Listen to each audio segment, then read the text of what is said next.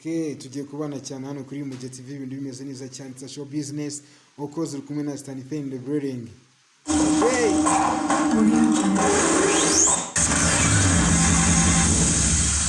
Nuko ninjiramo cyane imeze neza cyane.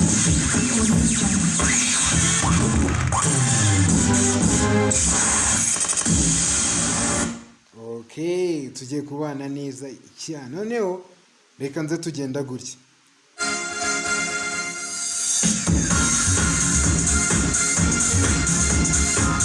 It's a show business tugiye kubanamo umunsi ku munsi supposed to follow from Monday to Sunday tuba updating ibintu biri very clear mu buryo bumwe cyangwa se ubundi cyane kabisa.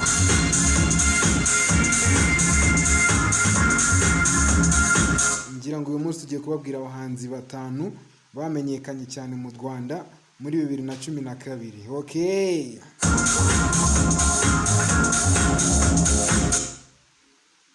Umuhanzi wa mbere ntabyo kureberaho no muhanzi bita Tom Close. Tom Close yakoze amateka adasanzwe cyane akora album zigeze kuri 6.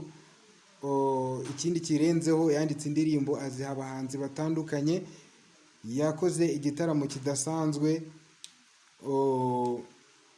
Ikindi kirenzeho yaje gufatwa nk'umuhanzi wiza amashuri kandi menshi cyane. It's a Tom Close on the top number 1 kabisa.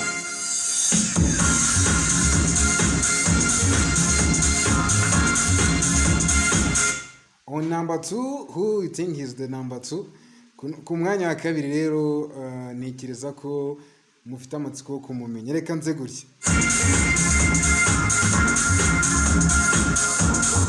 Nabyo kurazamo. Ku mwanya wa kabiri dufite umuhanzi bita Medali. Uyu muhanzi nawe yaramenyekanye cyane mu Rwanda ndetse n'imahanga, aho yakoze indirimbo zitandukanye mu rukundo, aho yabwiraga abakobwa babaga bakundana mu icyo gihe muri 2012 kuzamuka. Right now turacyazi vibinga. Medali right now bamufata nk'umuhanzi mwiza cyane kugeza n'uyu munsi. Right now urakoze cyane kabisa. Nizere ko umuhanzi bita Medali hari ameze neza cyane. I go by official and gentleman the house. Yeah, of course, in Stanley in the building. Okay.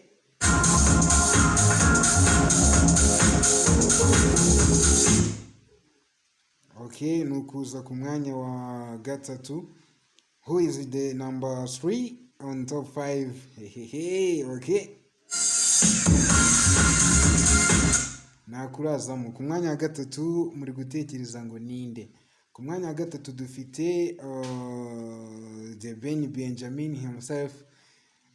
The Ben nawe ni umuhanzi wakoze cyane amateka adasanzwe muri iki gihugu cy'u Rwanda. Yubatse ibendera ry'u Rwanda mu muziki. Yakoze indirimbo z'urukundo, akora indirimbo amabum atandukanye, akora collabo zitandukanye zagiye zimenyekana cyane. Right now turacyazi vibing. That's why nawe yaje ari umuhanzi wa gatatu wakoze amateka kuva 2012. Right now tukaba tukiri kumwe nawe, ariko imibare y'iki gihe nuko yarahagaze ku mwanya wa gatatu. Okay, tuza n'umwanya wa kane ibintu bimeze neza cyane kabisa.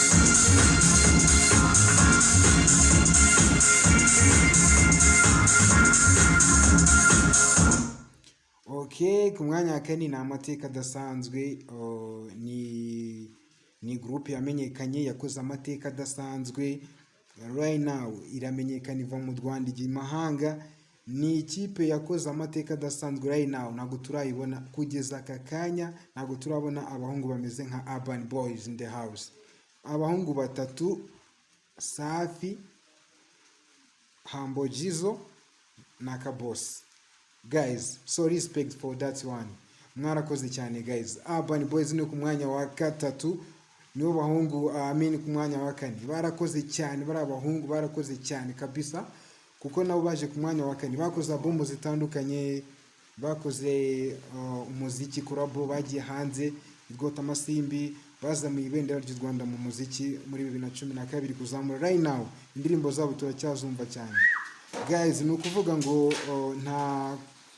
nta kindi kintu narenza ko aba basore, kuko nekereza ko kugeza n'uyu munsi ntabwo twari twabona groupe ikomeye cyane nka Urban Boys. Okay, ku mwanya wa gatanu none ni amateka adasanzwe. Nekereza ko ku mwanya wa gatanu hahuriyeho itsinda ridasanzwe bikomeye cyane. Ariko ku mwanya wa kane twisanzeho Urban Boys, ariko twebwe twabifataga nkaho ubundi yari ifatanyije n'umuhanzi bita Riderman nawe yari umuhanzi udasanzwe, nawe yaje ku mwanya wa kane. Ntekereza ko indirimbo nyinshi mwagiye mwumva za Urban Boys harimo umuhanzi bita Riderman, of course nawe rero ari ku mwanya wa kane. Rero ku mwanya wa gatanu reka tuze tubapodetinga umwanya wa gatanu, ibintu bigenda neza cyane. Of course that's time in the building, okay?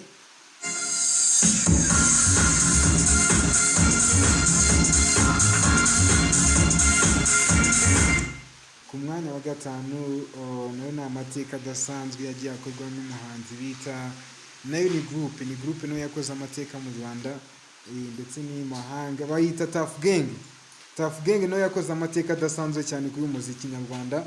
Ntekereza ko umuhanzi bita J-Paul, Fireman, Green P ndetse n'abandi bagiye bakora amateka bazana ibendera ry'u Rwanda mu muziki. Babushari barimo barabigira aho mutsaring with the truth.